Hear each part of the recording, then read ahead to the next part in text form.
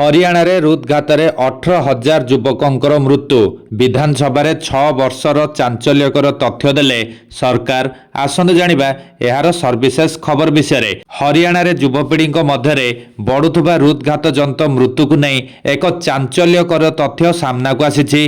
2020 रु 2026 जनवरी मध्य राज्य में 18 रु 45 वर्ष वयस्क प्राय 17,973 जन युवकंकर हृदघात जोगु प्राणहानि घटी। हरियाणा विधानसभा कांग्रेस विधायकों एक प्रश्नर लिखित उत्तर देवाकु जाई सरकार एही तथ्य उपस्थापन करिसंती।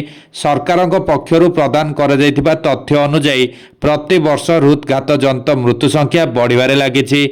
2020 रे 2394 जनकर मृत्यु होइतिबा बेले 2021 रे एही संख्या वृद्धि पाई 3188 होइतिला।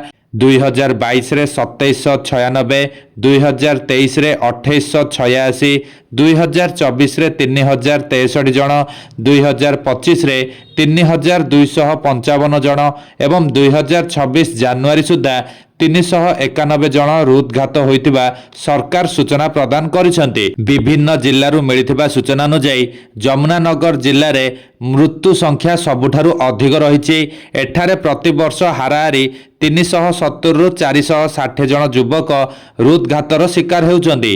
अन्यपटे गुरुग्राम रे एही संख्या क्रमागत भावे ह्रास पाई 113 रु 83 को खसिथिबा बेले रोहतक रे मृत्यु संख्या तुलनात्मक भावे कम तथा वार्षिक 30 रु 40 रही। एही मृत्यु गुड़िक कोविड-19 संक्रमण किंबा टीकाकरण सहित जड़ित कि नहीं से संपर्क में विधायक प्रश्न करथिले।